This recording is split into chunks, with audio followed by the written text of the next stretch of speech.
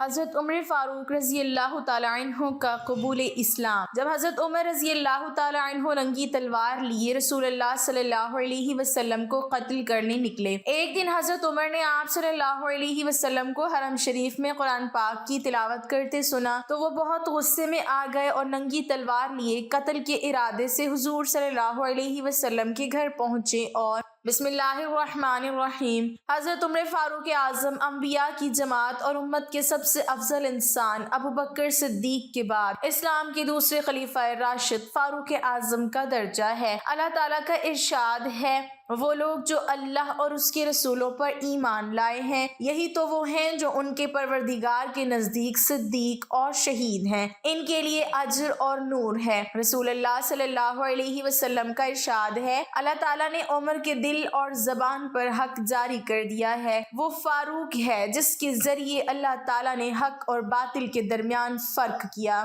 جماعت اصحاب روشن ستارے ہیں، آسمان پر موجود ستاروں کی روشنی کم و بیش ہے، یہی مثال صحابہ اکرام رضی اللہ عنہم کی ہے، لیکن ہیں سبھی روشن۔ ان میں سب سے نمایاں، سب سے روشن اور سب سے تابناک بہرحال پہلے چار صحابہ رضی اللہ عنہم ہی ہیں، یہی پہلے چار اصحاب خلفائے راشدین ہیں۔ عشرہ مبشرہ میں بھی سب سے پہلے انہی کا نام ہے۔ آج ہم آپ کو انوکھی خصوصیات والے انسان کی کہانی سناتے ہیں۔ اللہ کے رسول صلی اللہ علیہ وسلم نے اپنے 10 صحابہ کا نام لے کر فرمایا تھا، میرے یہ 10 صحابہ جنتی ہیں، گویا انہیں دنیا ہی میں جنتی ہونے کی بشارت عطا ہوئی۔ ان میں سے ایک سیدنا عمر فاروق رضی اللہ تعالی عنہ ہیں۔ انبیاء کی جماعت کے بعد اور مسلمانوں کے پہلے خلیفہ راشد یار غار سیدنا ابو بکر کے بعد اس دنیا میں سب سے زیادہ فضیلت دوسرے خلیفہ راشد سیدنا عمر فاروق ہی کو حاصل ہے۔ نبی صلی اللہ علیہ وسلم نے ان کے بارے میں اس طرح دعا فرمائی تھی، اے اللہ اسلام کو عمر کے ذریعے سے قوت اور عزت دے۔ ان کے زمانے میں اسلامی حکومت 22 لاکھ مربع میل رقبے تک پھیل گئی۔ بعض موقعوں پر ان کی تائید میں آیات نازل ہوئیں۔ ان کی خلافت کا زمانہ بہترین اسلامی حکومت کا زمانہ تھا۔ اتنے بڑے حکمران ہوتے ہوئے دوپہر کے وقت شہر سے باہر گرم زمین پر کوئی پتھر وغیرہ سر کے نیچے رکھ کر کہلولا کر لیتے تھے۔ ان کے واقعات اس قدر حیرت انگیز ہیں کہ سننے والے دنگ رہ جاتے ہیں۔ بڑے بڑے طاقتور حکمران ان کے نام سے کانپتے تھے، جبکہ خود ان کا یہ حال تھا کہ جسم پر کھردرا لباس ہوتا تھا۔ سیدنا عمر فاروق رضی اللہ تعالیٰ عنہ ہجری سال شروع ہونے سے 40 سال پہلے 583 عیسوی یا 584 عیسوی میں مکہ میں پیدا ہوئے۔ نبی کریم صلی اللہ علیہ وسلم ان سے 13 سال پہلے دنیا میں تشریف لا چکے تھے۔ والدین نے نام عمر رکھا، کنیت ابو حفص تھی، لقب فاروق تھا، یعنی حق اور باطل میں فرق کرنے والا۔ یہ لقب انہیں نبی کریم صلی اللہ علیہ وسلم نے عطا فرمایا۔ حضرت عمر کا سلسلہ نسب 8ویں پشت میں نبی کریم صلی اللہ علیہ وسلم سے جا ملتا ہے۔ آپ نے دنیا میں آنکھ کھولی تو مکہ میں قریش کی سرداری تھی۔ یہ قبیلہ اسماعیل علیہ السلام کی اولاد سے تھا۔ قریش کے آگے چل کر 10 کے قریب قبیلے بن گئے۔ ان میں نبی کریم بنو ہاشم سے تھے، ابو بکر بنو تہم سے تھے اور عمر فاروق بنو عدی سے تھے۔ 10 کے 10 قبیلوں کے سپرد الگ الگ کام تھے۔ مثلاً کوئی خانہ کعبہ کی دیکھ بھال کرتا تھا تو کوئی حاجیوں کو پانی پلاتا تھا، کوئی جھگڑوں کے فیصلے کرتا تھا۔ بنو عدی کے ذمے 2 کام تھے، قریش کو کوئی ایلچی بھیجنا ہوتا تو یہ بھیجتے تھے، دوسرا کام یہ تھا کہ 2 گروہوں میں جھگڑا ہو جاتا تو بنو عدی کا سردار فیصلہ کرتا تھا۔ بنو عدی کے گھر صفا اور مروہ پہاڑیوں کے درمیان میں تھے۔ حضرت عمر یہیں پیدا ہوئے اور پرورش پائی۔ ان کے والد خطاب بنو عدی کے سردار تھے۔ جس زمانے میں نبی کریم صلی اللہ علیہ وسلم نے نبوت کا اعلان کیا، خطاب فوت ہو چکے تھے۔ سیدنا عمر کے بچپن کے حالات کسی کتاب میں نہیں ملتے۔ اتنا ذکر ملتا ہے کہ بڑے ہوئے تو باپ نے اونٹ چرانے پر لگا دیا، اونٹ چراتے ہوئے کبھی تھک کر بیٹھ جاتے تو باپ مارا کرتا تھا۔ جوانی کی عمر کو پہنچنے تک لکھنا پڑھنا سیکھ لیا تھا۔ نبی کریم صلی اللہ علیہ وسلم نے جب اعلان نبوت کیا تو قریش میں کل 17 آدمی لکھنا پڑھنا جانتے تھے۔ ان میں حضرت عمر فاروق फारूक रजी अल्लाह ताला अन्हु भी थे। इसके अलावा उन्होंने सिपाह गिरी, तेग जनी और घुड़सवारी में कमाल हासिल किया। घुड़सवारी का हाल ये था कि उछल कर घोड़े पर बैठ जाते, कश्ती का फन भी सीखा, ऊंचाई के ताकतवर आलिम थे, चोटी के कई पहलवानों से मुकाबले जीते, शायर नहीं थे, अशार पसंद करते थे, तकलीद करने का ढंग भी आता था, मिजाज में गुस्सा और सख्ती थी। जवान होने पर तिजारत का पेशा इख्तियार किया। नबी करीम सल्लल्लाहु अलैहि वसल्लम ने नबूवत का ऐलान किया तो उनकी उम्र 27 साल थी।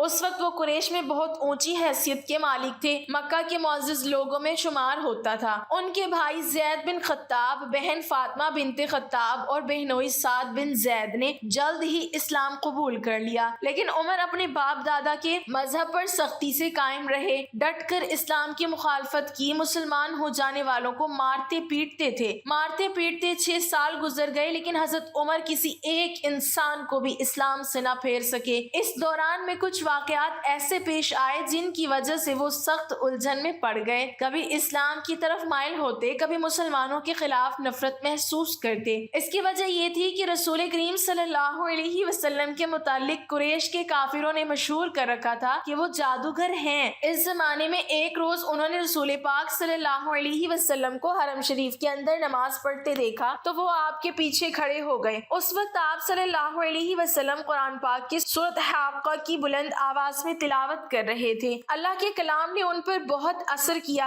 उन्हें यकीन हो गया कि आप ना तो जादूगर हैं और ना शायर हैं। दिल में इस्लाम के लिए नरम गोशा पैदा हो गया, लेकिन बाप दादा का मजहब छोड़ने पर अब भी तैयार न हुए। कासिम बिन उस्मान की रिवायत में आया है कि एक दिन तबीयत ने जोश मारा और इरादा किया कि जिस हस्ती की वजह से वो उलझन में हैं, क्यों ना उन्हें खत्म कर दें। चुनाचे नंगी तलवार हाथ में लेकर निकले। रास्ते में एक मुसलमान नुएम बिन अब्दुल्ला मिल गए। उन्होंने पूछा, खैर तो है, नंगी तलवार लिए कहाँ जा रहे हैं? बोले, मोहम्मद को कत्ल करने जा रहा हूँ। नुएम ने कहा कि पहले अपने घर की खबर तो लें, आपकी बहन और बहनोई मुसलमान हो चुके हैं। सैयदना उमर उल्टे पांव बहनोई के घर पहुँचे। उस वक्त उनके बहनोई सईद बिन ज़ैद और फातिमा बिनते खत्ताब के घर में रसूलुल्लाह सल्लल्लाहु अलैहि वसल्लम के एक सहाबी खब्बाब बिन अरत भी मौजूद थे, जो उन्हें कुरान सिखा रहे थे। उमर ने दरवाजे पर दस्तक दी तो खब्बाब के घर एक हिस्से में छुप गए। फातिमा ने कुरान के औराक छुपा दिए, लेकिन उमर तिलावत की आवाज सुन चुके थे। अंदर पहुंचकर पूछा, क्या पढ़ रहे थे? मुझे मालूम हुआ है कि तुम मुसलमान हो चुके हो,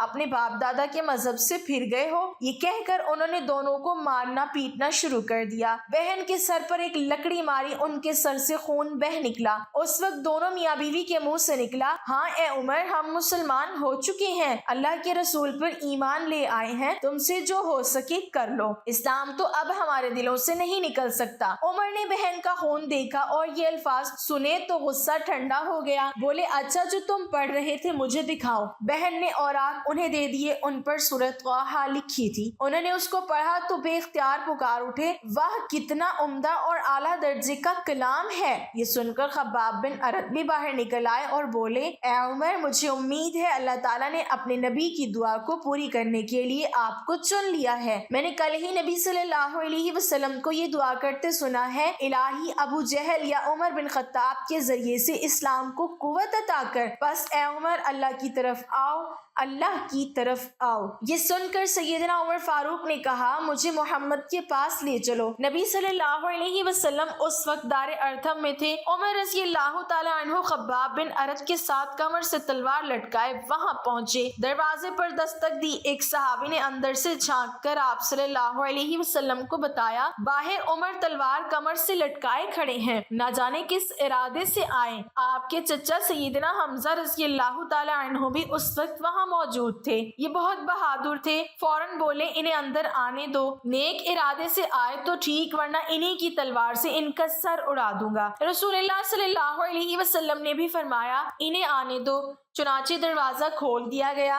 عمر اندر داخل ہوئے، آپ صلی اللہ علیہ وسلم اٹھ کر ان کی طرف بڑھے، ان کی چادر کو مٹھی میں دبا کر زور سے کھینچتے ہوئے فرمایا، خطاب کے بیٹے تم کس ارادے سے آئے ہو؟ سیدنا عمر رضی اللہ تعالی عنہ نے عرض کیا، اے اللہ کے رسول، میں اللہ اور اس کے رسول پر ایمان لانے کے لیے حاضر ہوا ہوں۔ اس پر آپ صلی اللہ علیہ وسلم نے زور سے اللہ اکبر فرمایا، باقی مسلمانوں نے بھی اللہ اکبر کا نعرہ لگایا۔ اب عمر رضی اللہ تعالی عنہ نے کلمہ پڑھا، پھر بولے، اے اللہ کے رسول، کیا ہم حق پر نہیں ہیں؟ آپ نے فرمایا، اس ذات کی قسم جس کے قبضے میں میری جان ہے، تم لوگ حق پر ہو۔ یہ سن کر سیدنا عمر فاروق نے عرض کیا، جب ہم حق پر ہیں اور کافر غلط راستے پر، تو پھر اپنا دین کیوں چھپائیں؟ آپ نے فرمایا، اے عمر، ابھی ہماری تعداد تھوڑی ہے اور تم دیکھ رہے ہو کہ ہم کن حالات سے گزر رہے ہیں۔ سیدنا عمر نے یہ سن کر فرمایا، اس ذات کی قسم جس نے آپ کو نبی بنا کر بھیجا ہے، میں اسلام لانے سے پہلے جن لوگوں میں اٹھتا بیٹھتا تھا، اب مسلمان ہو کر ان کے سامنے جاؤں گا۔ اس پر تمام مسلمان دار ارقم سے 2 صفیں بنا کر نکلے اور کعبہ کی طرف روانہ ہوئے۔ ایک صف میں عمر تھے، دوسری میں حمزہ۔ سب نے مسجد حرام میں نماز ادا کی۔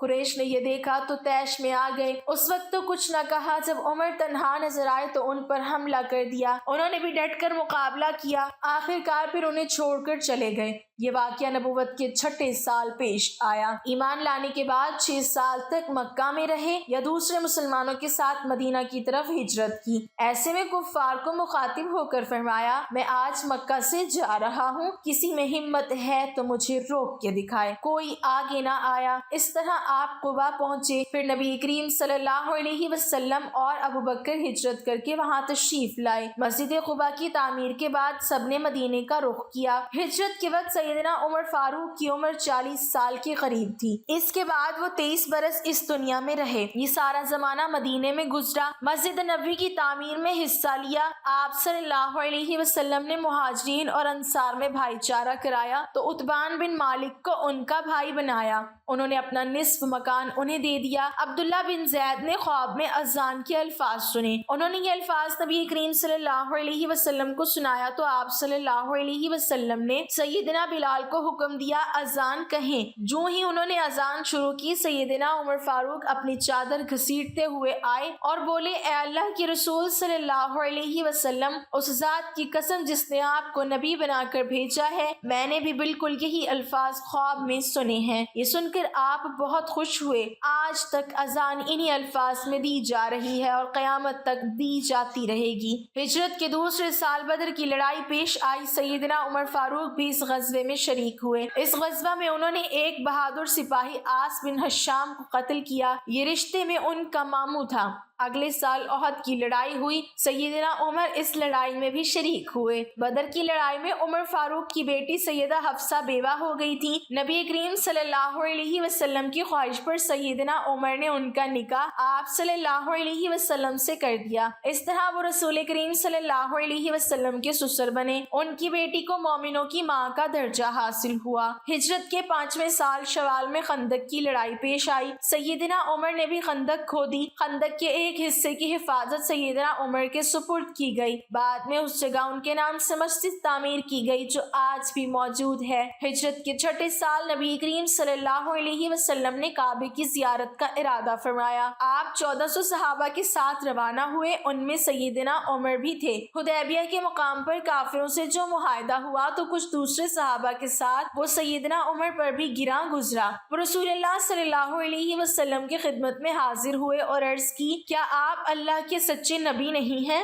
آپ نے فرمایا، یقیناً میں اللہ کا سچا نبی ہوں۔ کہا، کیا ہم حق پر اور ہمارا دشمن باطل پر نہیں ہے؟ آپ نے فرمایا، ہم حق پر اور ہمارا دشمن باطل پر ہے۔ کہا، اے اللہ کے رسول، جب ہم حق پر اور ہمارا دشمن باطل پر ہے تو پھر دب کر کیوں صلح کریں؟ آپ نے فرمایا، میں اللہ کا رسول ہوں، اللہ کے حکم کے خلاف نہیں کرتا، وہی میرا مددگار ہے۔ سیدنا عمر پھر ابوبکر صدیق کے پاس گئے اور ان سے بھی یہی کہا تو انہوں نے فرمایا اے جوان، بلا شبہ نبی کریم صلی اللہ علیہ وسلم اللہ کے رسول ہیں، وہ اپنے رب کی نافرمانی نہیں کر سکتے اور وہی ان کا ناصر و مددگار ہے، پس ان کی رکاب کو تھامے رہو، یعنی ہر معاملے میں ان کی فرما برداری کرو۔ نبی کریم صلی اللہ علیہ وسلم نے فرمایا میں اللہ کا رسول ہوں، اللہ کے حکم کے خلاف نہیں کرتا، وہی میرا مددگار ہے۔ تب جا کر سیدنا عمر کو اطمینان ہوا۔ نبی کریم صلی اللہ علیہ وسلم واپس روانہ ہوئے تو سورہ فتح نازل ہوئی۔ آپ نے سیدنا عمر کو بلا کر اللہ تعالیٰ کا یہ ارشاد سنایا کہ ہم نے آپ کو کھلی فتح عطا کی۔ ساتھ ہی آپ نے فرمایا مجھ پر آج ایسی صورت نازل ہوئی ہے جو مجھے اس دنیا سے زیادہ پیاری ہے۔ سیدنا عمر رضی اللہ تعالیٰ عنہ نے حدیبیہ کی صلح کے موقع پر جو گفتگو کی تھی وہ خلوص نیت پر مبنی تھی، پھر بھی انہیں تمام زندگی اس بات کا افسوس رہا کہ کیوں انہوں نے اس طرح کے سوال جواب کیے۔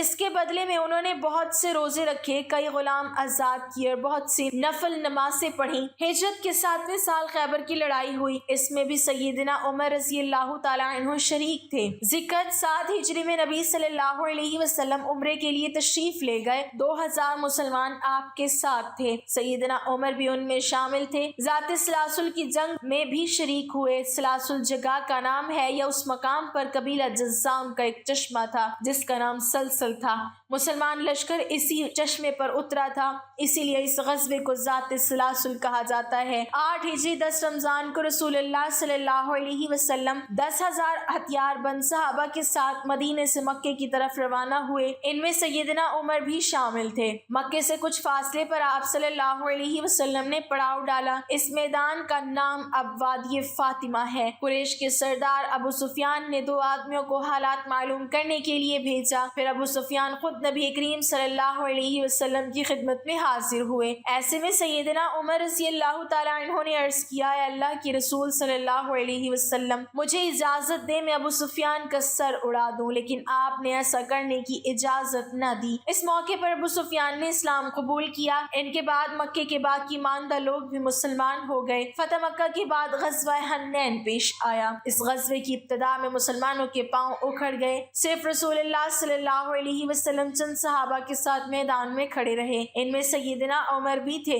پھر سیدنا عباس رضی اللہ تعالیٰ عنہ کی آواز پر مسلمان پلٹے اور کفار کو شکست دی۔ تبوک کی لڑائی کے لیے سیدنا عمر نے اپنے مال کا نصف حصہ نبی صلی اللہ علیہ وسلم کی خدمت میں پیش کیا۔ حجۃ الوداع کے موقع پر بھی سیدنا عمر ساتھ تھے۔